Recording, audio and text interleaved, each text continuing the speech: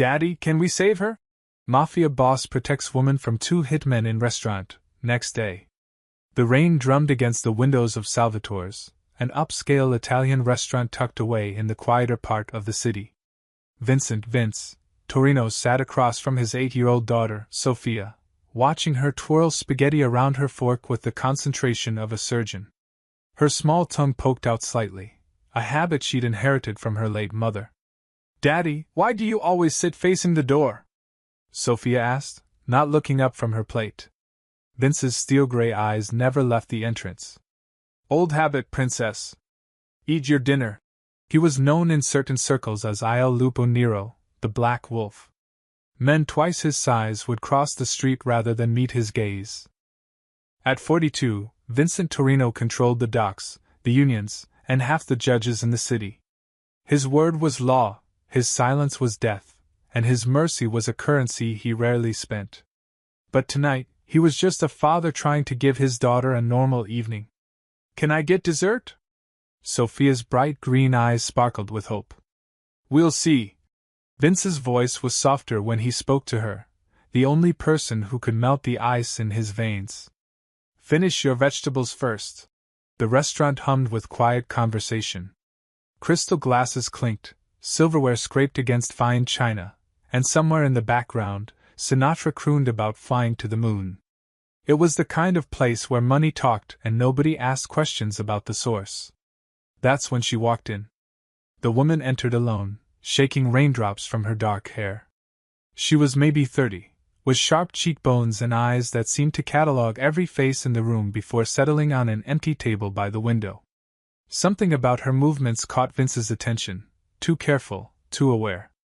She moved like someone who'd learned to watch her back. Daddy, look at that lady, Sophia whispered, pointing with her fork. She looks sad. Vince glanced at his daughter, then back at the woman. Sophia had always been perceptive, reading emotions in strangers the way other kids read picture books. The woman did look sad, or maybe haunted was the better word. Don't stare, Sophia. It's not polite. But Vince found himself watching anyway. The woman ordered quietly, her fingers drumming nervously against the white tablecloth. She kept glancing toward the door, and when the waiter brought her wine, her hand trembled slightly as she lifted the glass. She's scared, Sophia observed, her voice barely audible. Before Vince could respond, the front door exploded open. Two men in dark coats burst through, rainwater dripping from their shoulders. Vince's hand instinctively moved toward his jacket, where a .45 waited in its shoulder holster. His eyes narrowed as he assessed the threat. Both men were professionals. The way they moved, the bulges under their arms, the cold focus in their eyes. The first man was tall and thin, with a scar running from his left ear to his jaw. The second was built like a boxer, with hands that looked like they'd broken more than their share of bones. They weren't here for the veal piccata. The restaurant fell silent except for the soft jazz still playing overhead. Other diners sensed the shift in atmosphere, conversations dying mid-sentence. The woman by the window had gone rigid. Her wine glass stopped halfway to her lips, and Vince saw her face drain of color. She knew why they were here. Target acquired, the scarred man muttered to his partner, loud enough for half the restaurant to hear. Amateur mistake. Or maybe they didn't care about witnesses. Daddy. Sophia's small voice was tight with fear.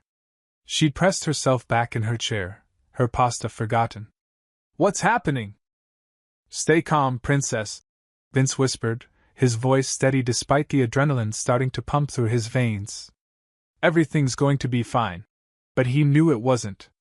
He'd seen this dance before, hunters and prey, predator and victim. The woman was alone, outgunned, and trapped. In 30 seconds she'd be dead. The two hitmen started walking toward her table with the casual confidence of men who'd done this before. Other diners began to notice, some reaching for their phones, others looking toward the exits. The smart ones were already leaving. Please, the woman said, her voice carrying across the now silent restaurant. I don't know what you want. I haven't done anything. The scarred man laughed, a sound like grinding glass. Nice try, sweetheart. But hiding for 15 years doesn't change who you are. 15 years. Vince filed that information away, his mind already working through possibilities. What could a woman have done 15 years ago that would warrant execution today? There are people here, she said, gesturing to the other diners. Innocent people. Not our problem. The boxer replied, reaching inside his coat. That's when Sophia grabbed Vince's sleeve. Daddy, she whispered, her voice breaking. Daddy, can we save her? The words hit him like a physical blow. His daughter, his innocent, pure-hearted daughter, was asking him to risk everything for a stranger. To go against every instinct he'd developed over 20 years in this business.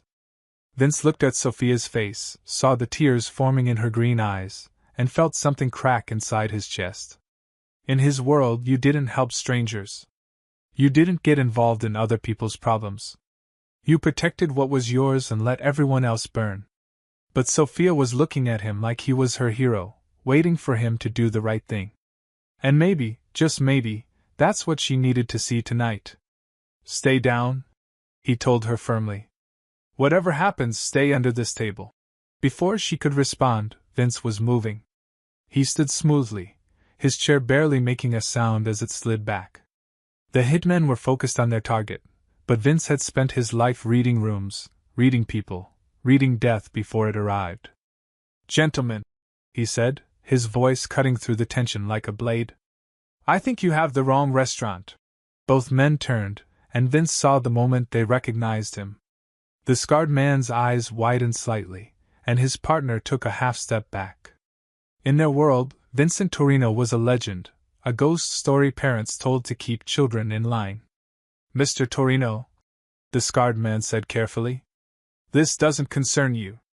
Just a business matter. In my neighborhood, everything concerns me. Vince stepped away from his table, putting himself between the gunman and Sophia. And I don't like my dinner interrupted. The boxer was getting nervous, his hand twitching toward his weapon. We got orders, man. Nothing personal. Orders from who? Vince's voice dropped to a whisper that somehow carried more threat than a shout. You know we can't. Vince moved like lightning. His first shot took the scarred man's center mass before the hitman could clear his holster. The sound was deafening in the enclosed space, sending diners screaming toward the exits. The boxer managed to draw his gun, but Vince was already rolling behind a nearby table. Call 911! Someone screamed. Get down! Everyone get down! The boxer fired twice, splintering wood and shattering wine glasses. Vince came up from behind an overturned table and put 2 bullets in the man's chest. The boxer dropped like a stone, his gun clattering across the marble floor. Sudden silence fell over the restaurant, broken only by the sound of sirens in the distance and Sophia's quiet crying. Vince holstered his weapon and walked to where the woman sat frozen at her table. Up close, he could see she was beautiful in a sharp, dangerous way. Her hands were steady now, and her eyes held a calculating intelligence that hadn't been there before. Are you hurt? He asked. She shook her head, studying his face. Vincent Torino. I should have known. Something in her tone made him pause. She'd recognized him, but not with the usual fear or respect. This was something else, something that felt almost like recognition? Do we know each other? No, she said quickly. But everyone knows who you are. Before he could respond, Sophia appeared at his side, tears streaming down her face. She threw her arms around his waist, and he felt her small body shaking against him. Is she okay, Daddy? Did we save her? Vince looked down at his daughter, then back at the mysterious woman. Something was off about this whole situation. Professional hitmen didn't usually announce themselves, and they certainly didn't waste time with dramatic speeches. This felt like a message, but to whom? Yeah, Princess, he said softly, running his hand through Sophia's hair. We saved her. The woman stood slowly, and Vince noticed she moved with a grace that spoke of training, the kind of training you didn't get in finishing schools. Thank you, she said, but her eyes were already moving toward the back exit. I should go before the police arrive. Not so fast, Vince said. Those men knew you. Knew you'd be here. How? She paused, her hand on the back of her chair. Sometimes the past catches up with you, Mr. Torino. I'm sure you understand. She was right. He did understand. But that didn't mean he was letting her walk away, not when his daughter had just witnessed a gunfight because of her, not when professional killers had invaded his neighborhood. Sophia, he said quietly, go wait by the kitchen. Tell Marco to take you out the back way and wait for me in the car. But Daddy. Now, Princess. Sophia looked between him and the woman, then reluctantly obeyed. She paused at the kitchen door and looked back. What's your name? She called to the woman. The woman hesitated. Elena, she said finally. My name is Elena. As Sophia disappeared into the kitchen, Vince turned back to the woman who claimed her name was Elena. Something about her was familiar, the tilt of her head, the way she held herself. Like an echo of someone he'd known long ago. Elena what? He asked. Does it matter? I'll be gone by morning. It matters to me. My daughter asked me to save you. That makes you my responsibility now. She laughed, but there was no humor in it. Your responsibility? Mr. Torino, you don't even know what you've gotten yourself into. The sirens were getting closer now, and Vince could hear the sound of police radios crackling outside. In a few minutes this place would be crawling with cops, reporters, and questions he didn't want to answer. Then why don't you tell me? He said. Starting with why 2 professional hitmen wanted you dead badly enough to try it in public. Elena, if that was really her name, picked up her purse and slung it over her shoulder. For the first time since the shooting, she looked directly into his eyes. Because some bloodlines are too dangerous to let survive, she said quietly. And some secrets are worth killing for. Before he could respond, she was walking toward the back exit, moving with that same careful precision he noticed when she entered. At the door, she paused and looked back. Your daughter has a good heart, Mr. Torino. Don't let this world take that away from her. And then she was gone, vanishing into the rainy night like smoke. Vince stood alone in the destroyed restaurant, surrounded by overturned tables, broken glass, and 2 dead hitmen. The sound of sirens filled the air, and he could hear his men arriving through the back entrance, Marco's voice calling his name, asking if Sophia was safe. He looked down at the scarred man's body and noticed something he'd missed before. The man's left hand bore a tattoo, a snake wrapped around a dagger. Vince had seen that mark before years ago, on men who'd served a family that no longer existed. The Rossellis. The most powerful crime family on the East Coast, until they'd been wiped out in a single bloody night 15 years ago. Every man, woman, and child, or so the story went. But if Elena was connected to the Rossellis, if she was somehow connected to that massacre. Mr. Torino? Marco appeared at his shoulder, assault rifle in hand. You okay? Sophia's safe in the car. Yeah, Vince said, still staring at the tattoo. I'm fine. But as he holstered his gun and prepared to deal with the police, he couldn't shake the feeling that he just stepped into something much bigger than a simple rescue. And somewhere in the back of his mind, a voice whispered that Elena's bloodline comment hadn't been a metaphor. It had been a warning. The police questioning lasted 3 hours. 3 hours of the same story repeated to different badges. Vincent Torino, respected businessman, had been enjoying dinner with his daughter when armed robbers burst in. He'd acted in self-defense to protect innocent civilians. The security cameras had mysteriously malfunctioned that evening, a common occurrence in establishments that valued their customers' privacy. Detective Ray Morrison, a thin man with tired eyes who'd been trying to pin something on Vince for years, wasn't buying it. 2 professional hits, Torino. Perfect kill shots. These weren't robbers. Then maybe you should investigate who they really were, Vince replied calmly, adjusting his cufflinks. I'm sure their fingerprints will tell an interesting story. Morrison's jaw tightened, but they both knew how this would end. No witnesses would come forward. The security footage would show nothing useful. And Vincent Torino would walk out of here a free man, just like always. By midnight, Vince was finally driving home through empty streets, Sophia asleep in the back seat. She'd been unusually quiet after the shooting, asking only once if this sad lady was safe now. He'd told her yes, but the lie sat heavy in his chest.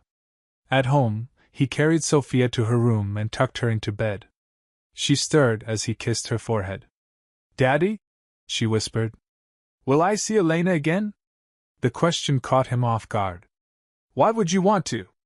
She seemed lonely. Like she needed a friend.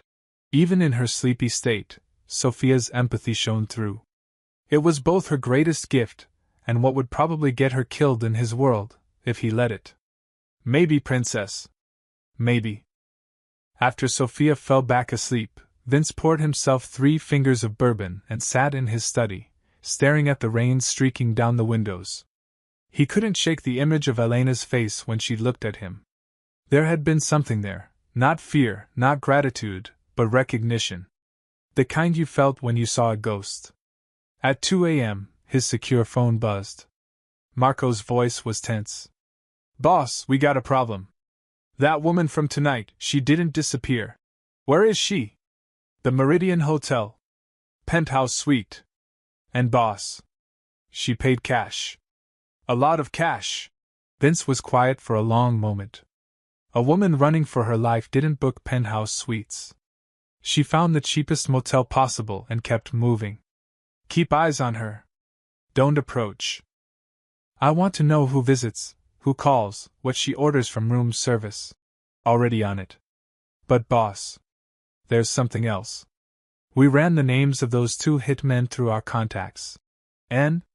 Carlo Benedetti and Tony Scaramucci.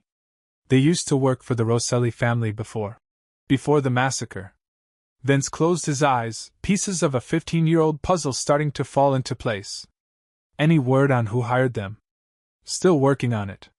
But boss, if the Rossellis are involved somehow." "The Rossellis are dead, Marco." "All of them?" "Yeah, that's what everyone thought." The line went quiet. Both men understood the implications. If a Rosselli had survived the massacre that had reshuffled the entire East Coast power structure, it would explain why professional killers were crawling out of the woodwork. "Double the security on Sophia," Vince ordered. "And find out everything you can about our mysterious Elena." The next morning brought unexpected news. Vince was reviewing shipment manifests when Marco knocked on his office door, laptop in hand. "You're going to want to see this, boss." On the screen was a society page photo from the Chronicle, dated 15 years ago. A charity gala for some children's hospital. In the center of the photo stood Don Antonio Rosselli, the most feared man on the East Coast, with his arm around a beautiful woman in an elegant gown. But it was the young girl standing beside them that made Vince's blood run cold. She was maybe 15, with the same sharp cheekbones and intelligent eyes he'd seen the night before. The same tilt of the head, the same way of holding herself like she was ready to run or fight. "Elena Rosselli," Marco read from the photo caption.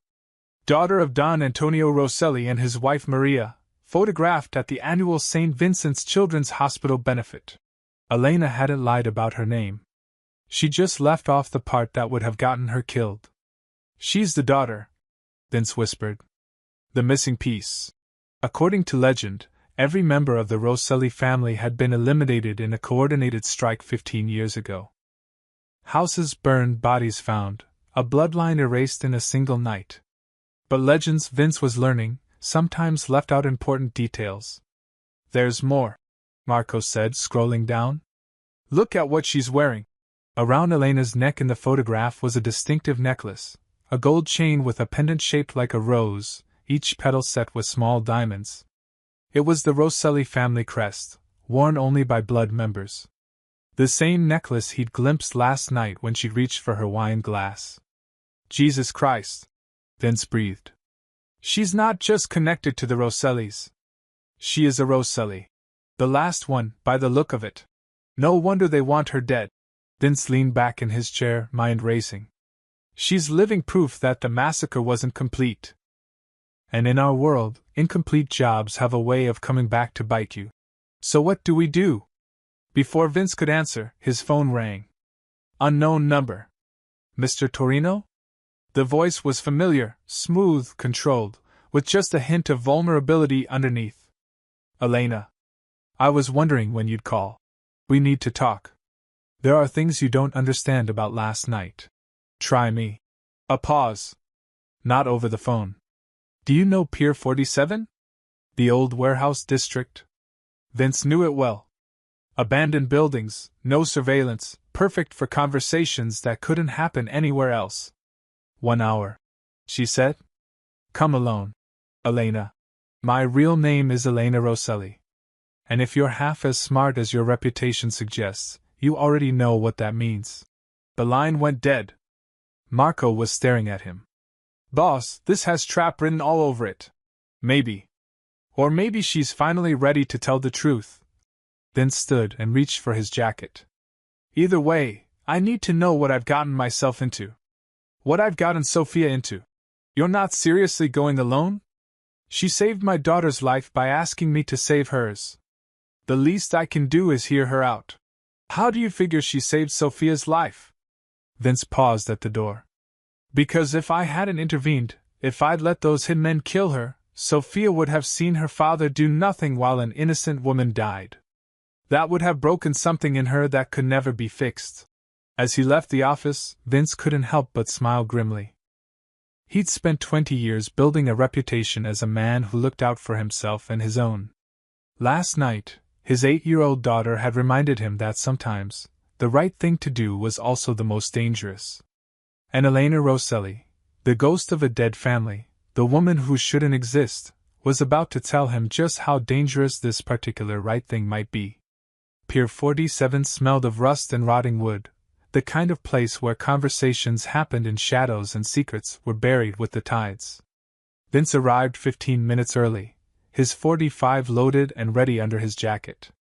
The warehouse district was a graveyard of the city's industrial past, perfect for meetings that never officially happened. Elena was already there. She stood silhouetted against a broken window, the afternoon light cutting through the dusty air around her. She'd changed from her elegant restaurant attire into dark jeans and a leather jacket, but she still wore the rose pendant, like a target painted on her chest. You came alone, she said without turning around. So did you. That makes us both either very brave or very stupid. She turned then, and Vince saw something in her face that hadn't been there the night before. The mask had slipped, revealing exhaustion and a pain so deep it seemed carved into her bones. My father used to say that bravery and stupidity were separated by success, she said. I haven't decided which this is yet. Your father said a lot of things, including that the Rosselli family would last forever. Elena's smile was bitter. Forever lasted exactly 23 years, 4 months, and 16 days. But who's counting? You are. Every day since they died. Vince stepped closer, studying her face in the dim light. Now that he knew who she was, the resemblance to Don Antonio was unmistakable. The same aristocratic nose, the same way of holding her head like she was surveying a kingdom. The reports said everyone died. No survivors. The reports lied. Elena pulled out a cigarette with shaking hands. Or maybe they just repeated what they were told to believe. So tell me what really happened. Elena lit her cigarette, the flame briefly illuminating scars on her wrists, thin lines that spoke of old violence. March 15th, 15 years ago. I was 17, away at boarding school in Switzerland. My father thought education was important, even for daughters. Especially for daughters. She took a long drag, organizing memories that clearly still cut deep. The call came at 3 a.m. My mother, screaming into the phone that they were all dead. My father, my brothers, my uncles, everyone. She said the house was burning and she could hear gunshots. Then the line went dead. But she survived. For 6 months. Long enough to get me new papers, a new identity, and a bank account in the Caymans. She made me promise to never use the Rosselli name, never try to find out who killed them, never seek revenge. Elena's voice cracked. She died of a brain aneurysm in a Montreal hospital, clutching my hand and making me swear to live a normal life. But you didn't. I tried. The cigarette trembled between her fingers. God, I tried. I went to college, got a degree in art history, worked at a gallery in Philadelphia.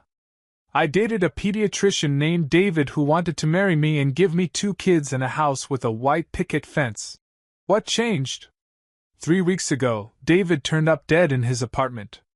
Single gunshot to the head, made to look like a robbery. But they left his wallet, his watch, his medical bag full of prescription drugs. She met Vince's eyes. They only took one thing, a photo from his nightstand. A photo of me. The pieces clicked into place. Someone had been tracking her, getting close, eliminating anyone who might know her real identity. That's when you knew. That's when I realized my mother had been naive. You can't hide from what you are. Blood calls to blood, and the Rosselli blood. She touched the pendant. It's worth too much to too many people. Worth what exactly? Elena dropped her cigarette and crushed it under her heel. My father wasn't just another Don, Mr. Torino. He was the banker for half the families on the East Coast. Swiss accounts, offshore holdings, legitimate businesses that laundered money for everyone from the Gambinos to the Marchettis. When he died, that information died with him. Except it didn't. Because he taught me the family business from the time I could walk. Account numbers, passwords, contact names, safe houses, all of it locked up in here. She tapped her temple. 15 years of compound interest, and I'm the only one who knows where it all went. Vince whistled low. How much are we talking about? Conservative estimate? $800 million. Maybe more. Now he understood why professional killers were hunting her. 800 million was enough to start wars, end them, or buy whatever loyalty you needed. Who else knows? That's the question, isn't it? Someone figured out I was alive. Someone with enough reach to track me across 3 states, and enough connections to hire Benedetti and Scaramucci. Someone who wants either the money or me dead, probably both. Any ideas? Elena was quiet for a long moment, staring out at the harbor where ships moved like ghosts through the afternoon mist. The night my family died, there was supposed to be a meeting. All the major families, discussing territory disputes and profit-sharing agreements. My father was hosting it at our estate. She turned back to Vince. But the meeting was moved at the last minute. Someone convinced everyone to gather at the Marconi warehouse instead. While the hit squad went to your house. Exactly. Someone knew about the meeting, knew it would draw my father's security away from the family compound. Someone with inside information. Someone who was supposed to be at that meeting. Someone who spent the last 15 years building their empire on my family's graves, using information they shouldn't have had access to. Elena's voice turned cold, and for a moment Vince heard the echo of Don Antonio Rosselli in his daughter's words. Someone who thought they'd covered all their tracks. But they miss you. They miss me. And now I know something they don't think I know. Which is? Elena smiled, and it was the most dangerous expression Vince had ever seen on a woman's face. I know who betrayed my family, Mr. Torino. I've known for 3 years, but I couldn't prove it. Now I don't need proof, I just need justice. Who? Someone you know very well. Someone who's been expanding into Rosselli territory ever since we were eliminated. Someone who suddenly had access to Swiss bank account information that helped him fund his rise to power. Vince felt ice form in his stomach. Elena. Vincent Torino. She said quietly. It was you. The words hung in the dusty air between them like a death sentence. Vince's hand moved instinctively toward his gun, but Elena didn't flinch. Except, she continued, I know it wasn't. The relief was so sudden it almost dropped him to his knees. Because you would have killed me last night instead of saving me. Because your daughter's innocence is real, which means yours might be too. And because the real traitor made one crucial mistake. What mistake? Elena reached into her jacket, and Vince tensed, but she only pulled out a manila envelope. They used my father's money to buy their way into your territory, Mr. Torino. Your docks, your unions, your judges. They'd been playing a 15-year game, and you've been their unwitting pawn. She handed him the envelope. The question is, what are you going to do when you find out who's been using you? Inside the envelope were bank statements, wire transfer records, and photocopied documents that made Vince's blood run cold. Someone had indeed been using Rosselli money to influence his world. And the signature on every transaction belonged to someone he trusted with his life. The signature at the bottom of each document was as familiar to Vince as his own reflection: Anthony Big Tony Marconi. His oldest friend, his most trusted lieutenant, the man who'd stood as Sophia's godfather at her christening. Vince stared at the papers until the letters blurred together, his mind refusing to process what his eyes were seeing. Tony had been there for 20 years. Through Maria's death, through Sophia's birth, through every major decision that had built the Torino Empire. "How long have you known?" His voice came out as a whisper. 3 years. "A private investigator I hired found the connection, but I needed more proof before I could act." Elena's voice was surprisingly gentle. "I'm sorry. I know what betrayal feels like." Vince folded the papers carefully, his movements mechanical. 20 years. 20 fucking years. He's been patient. Building his own network inside your organization, skimming from operations, positioning himself to take over when the time was right. The Rosselli money gave him the capital to buy loyalty.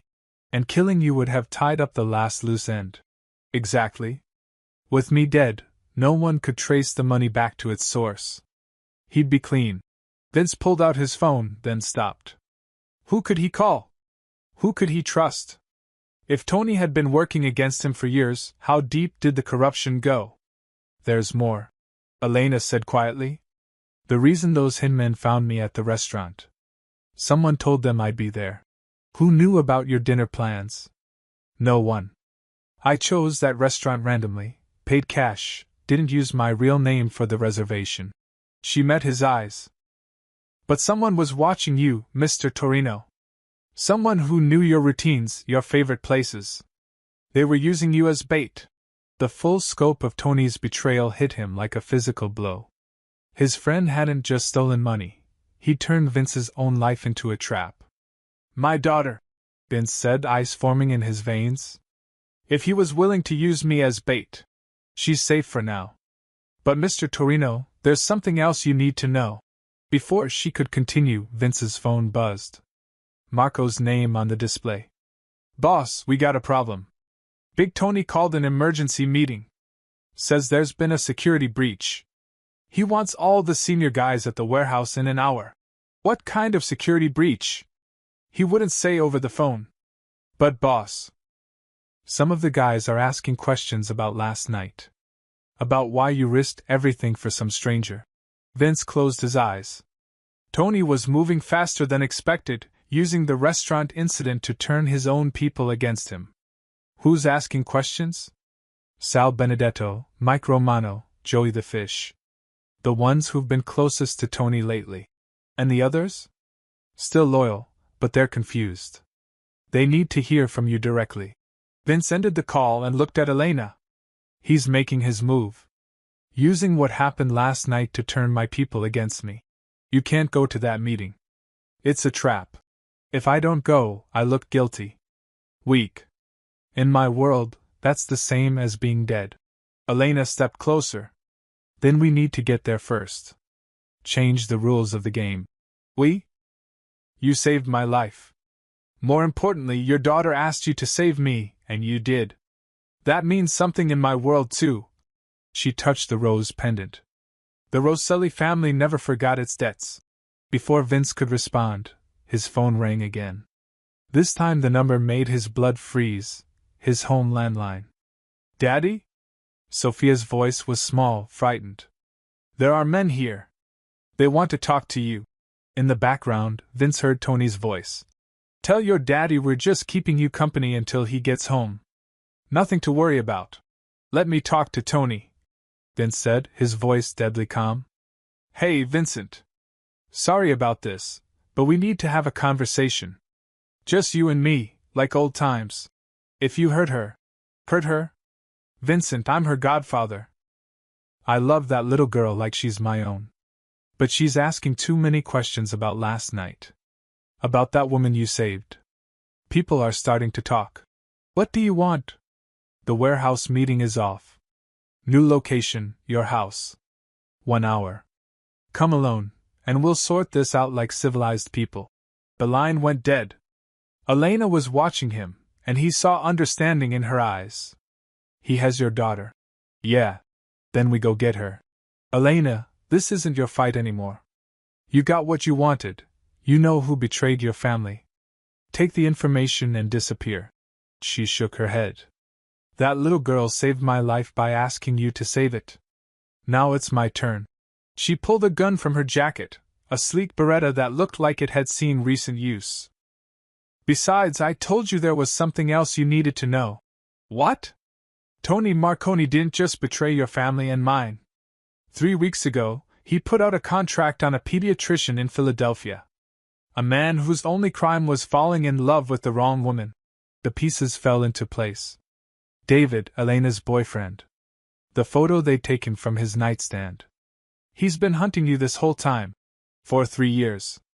Getting closer, eliminating anyone who might know my real identity. When he found David, he knew he was close. Elena's voice turned hard. That man killed the only person who ever made me feel normal. Who ever made me think I could have a different life. Elena. My mother made me promise not to seek revenge. But she also taught me that some promises become impossible to keep. She checked her weapon with professional efficiency. Tony Marconi took my family, my childhood, my chance at love, and now he's threatening yours. That makes this personal. Vince studied her face and saw something that chilled him, the cold calculation of someone who had nothing left to lose. What are you suggesting? I'm suggesting that sometimes the best way to survive a trap is to spring a better one. Elena smiled, and in that expression, Vince saw the ghost of Don Antonio Rosselli. How well do you know your own house, Mr. Toreno? Better than anyone. Good. Because we're going to teach Tony Marconi why the Rosselli family motto was never about forgiveness. What was it about? Justice. Swift, certain, and final. As they left the warehouse together, Vince realized that his decision to save Elena had changed everything. The quiet life he tried to build for Sophia was over. The empire he'd spent 20 years creating was fracturing. But looking at the woman beside him, the last daughter of a murdered bloodline, walking into danger to save his child, he knew he'd made the right choice. Some prices were worth paying. Even if it meant war. Vince's estate sat on 5 acres of manicured grounds, surrounded by a 12-foot stone wall that had always made him feel secure. Now, driving through the gates with Elena beside him, it felt like entering a tomb. How many entrances? Elena asked, studying the house with tactical precision. 4. Front door, back patio, kitchen service entrance, and my study has French doors to the garden. Security system? Disabled remotely 30 minutes ago. Tony has the codes. Elena nodded grimly. He's been planning this for a while. What about Sophia's room? 2nd floor, northeast corner. 2 windows, but there's a 20-foot drop to the driveway. Good. Harder to use as an escape route, but also harder for them to watch. She checked her Beretta again. How many men will he have? Inside? Probably 3 or 4. Tony's smart. Too many and it looks like a hostile takeover. Too few and he can't control the situation. They parked behind the garden shed, out of sight from the house. Through the evening shadows, Vince could see lights in his living room and Sophia's bedroom window. His daughter was up there, probably terrified, while the man he trusted like a brother held her hostage in her own home. Before we go in, Elena said quietly, there's something you need to understand. The money, the accounts, the information I carry, it's not just numbers on paper. It's power. Enough to reshape the entire East Coast hierarchy. And, if we survive tonight, people are going to want that power. Not just Tony's allies, but families from New York, Boston, Atlantic City. Everyone who's ever wanted a bigger piece of the pie. Vince looked at her in the dim light. You're saying this won't end with Tony. I'm saying this is just the beginning. But there's another way. I'm listening. Elena reached into her jacket and pulled out a leather portfolio, expensive, worn with age, marked with the Rosselli family crest. My father's insurance policy. Complete records of every family's illegal operations, financial holdings, political connections. 15 years of compound information. She handed it to him. With this and the Swiss accounts, we wouldn't just survive the war, we'd control it. Vince opened the portfolio and felt his breath catch. Names, dates, photographs, financial records, a roadmap to every major crime family's vulnerabilities. Why are you giving this to me? Because your daughter asked you to save a stranger, and you did. Because you're willing to risk everything for family. And because she hesitated. Because the Rosselli name is about to mean something again, and I need a partner strong enough to help me carry it. A partnership. An alliance. Your infrastructure and reputation, my birthright and resources. Together, we're stronger than any individual family. And Sophia? Gets to grow up in a world where her father is the most powerful man on the East Coast instead of a target for every ambitious lieutenant. Elena's voice softened. She gets to stay innocent a little longer.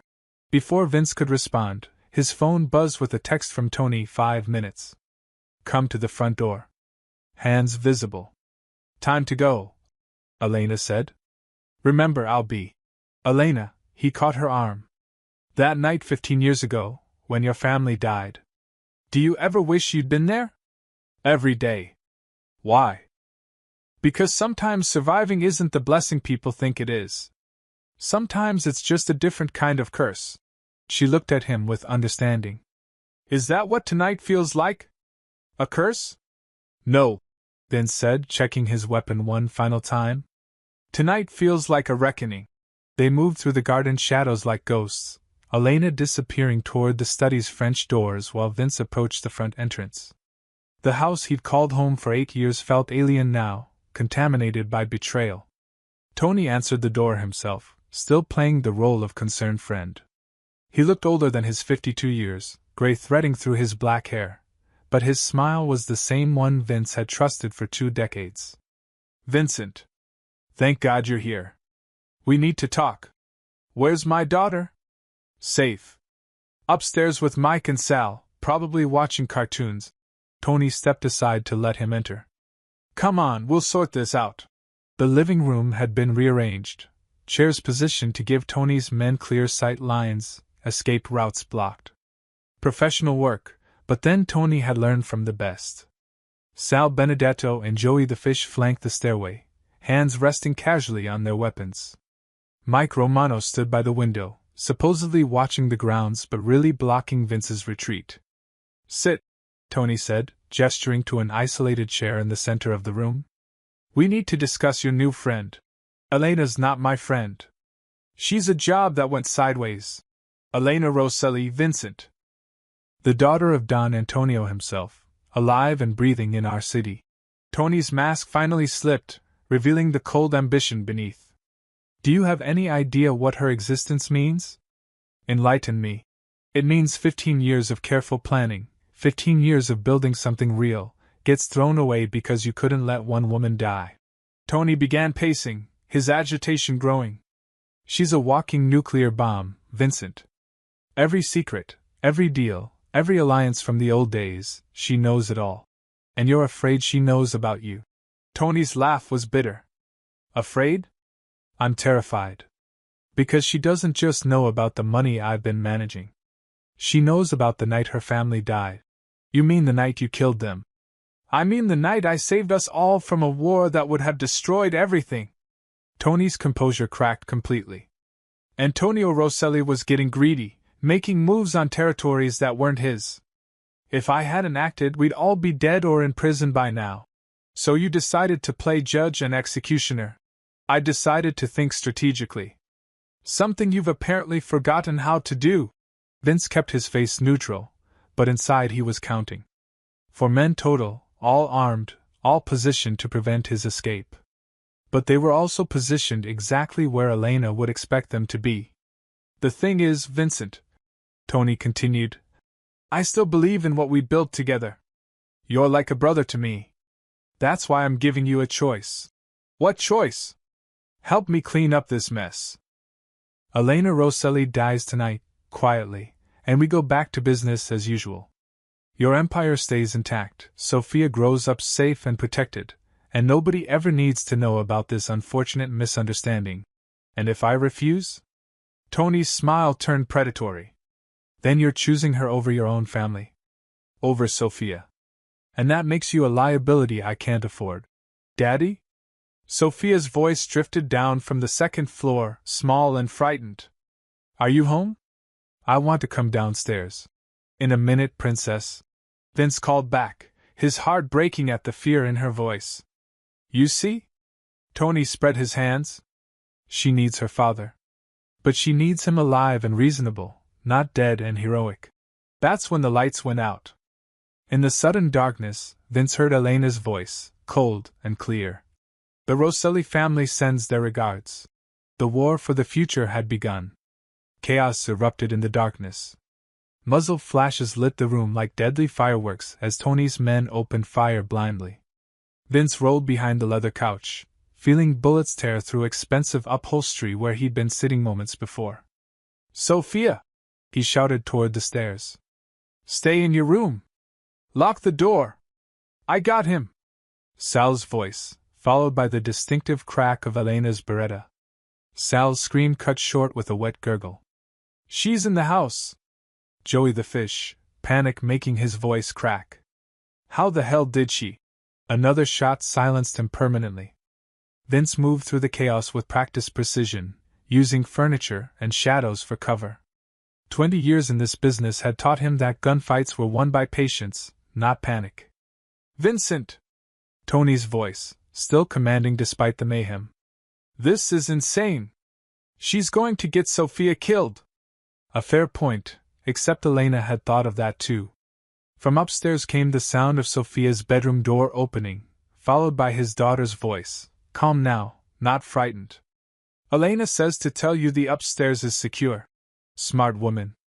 She'd gone for Sophia first, turning Tony's hostage into their advantage. Mike Romano tried to flank toward the stairway, but Elena's voice drifted down from the landing. I wouldn't, Mike. Your wife Catherine is lovely, by the way. Shame about her gambling problem. Mike froze. In the old days, the Rossellis had been legendary for their intelligence networks. Apparently, Elena had inherited more than just money. This is over, Tony. Vince called out, working his way toward the kitchen. Let's finish it like men. Finish what? Vincent, she's poisoning you against your own family. Against me. You stopped being family the night you murdered children in their beds. A long silence, broken only by the sound of sirens in the distance. Someone had called the police, probably a neighbor hearing the gunshots. The Rosselli children were going to grow up to be problems, Tony said finally, his voice coming from near the fireplace. Just like their father. Just like her. And Sophia? What was she going to grow up to be? Safe. Protected. If you'd just been reasonable. Vince saw his chance and took it, moving fast across the kitchen toward Tony's position. But Tony had been expecting it, swinging around with his .38 raised. The two men faced each other across the destroyed living room, weapons drawn, 20 years of brotherhood reduced to this moment. I loved you like a brother, Vince said quietly. I still do, Tony replied. That's why I'm giving you one last chance. Kill her, Vincent. Kill her now, and we'll tell everyone she died in the crossfire. Sophia never has to know her father chose a stranger over family. Daddy? Both men turned. Sophia stood at the top of the stairs, Elena's protective arm around her shoulders. His daughter looked small in her pink pajamas, but her voice was steady. Is Elena going to stay with us now? The question hung in the air like a prayer. Vince looked at his daughter, innocent, trusting, believing that the world could still be fair. Then he looked at Elena, the last survivor of a murdered bloodline, offering him a chance to build something better from the ashes. Yeah, Princess, he said, never taking his gun off Tony. She's going to stay. Tony's face twisted with rage and grief. Then you've killed us all. No, Elena said, stepping forward with Sophia's hand in hers. I've saved us all. She pulled out a small device, a digital recorder. Everything you just said, Tony. Every confession, Every justification for murdering my family. It's all here. Her smile was sharp as winter. Along with the financial records, the political connections, and a very detailed letter explaining how Vincent Torino discovered and exposed the traitor in his organization. Tony's gun wavered. You're bluffing. The Rosselli family never bluffs. We plan. Elena's voice carried the weight of generations. This recording goes to the FBI, the New York families, and every newspaper in the city if anything happens to any of us. Your choice. You think the other families will accept this? A Rosselli coming back from the dead? They'll accept strength, Vince said. And unity. Elena and I aren't just surviving, we're evolving. The old way of doing business, the constant wars, the betrayals, that ends tonight. Tony laughed bitterly. You're naive if you think. Uncle Tony? Sophia's small voice cut through the tension. Why are you pointing a gun at my daddy? The question broke something in Tony's face. He looked at the little girl he'd held as a baby, the child he'd sworn to protect, and saw the fear she was trying so hard to hide. I'm sorry, sweetheart, he whispered. I'm so sorry. The gun turned away from Vince, toward Tony's own temple. Don't, Elena said sharply. Death is too easy. You owe the families you've stolen from, the people you've betrayed. You owe them justice. What kind of justice? The kind that pays back what was taken. Every dollar, every connection, every piece of power you built on my family's blood. Elena's voice turned businesslike. You're going to transfer everything back to its rightful owners. And then you're going to disappear. Tony's hand shook. And if I refuse? Then I let Vincent decide your fate. And I don't think he's feeling very merciful tonight. The sirens were getting closer. Time for decisions. Tony lowered his gun. The accounts are in a safe deposit box downtown. Keys in my office. Smart choice, Elena said. As the police lights began flashing through the windows, Sophia tugged on Elena's hand. See, Daddy? She said, smiling up at both of them. We saved her. But Elena knelt down to Sophia's level, her voice gentle. Actually, sweetheart, you saved me. And your daddy. And probably a lot of other people too. How? By teaching us that sometimes the bravest thing you can do is help a stranger. Vince watched his daughter hug the woman who'd turned his world upside down in less than 24 hours. Outside, the police were surrounding the house, but he wasn't worried. Elena had been right. They held all the cards now. The old era was over. The age of constant warfare, endless betrayals, and blood feuds that lasted generations. What came next would be different. Stronger. Built on something more solid than fear and greed. As Elena stood and took his hand, the rose pendant catching the light from the police cars outside, Vince realized that saving her had saved them all. But destiny, he knew, always came with a price. And somewhere in the city, other families were already learning that the Rosselli bloodline had returned. The real war was just beginning. But for tonight, holding his daughter's hand while Elena squeezed his other, Vincent Torino allowed himself to believe that some wars were worth fighting. Some prices were worth paying. And some bloodlines were worth preserving.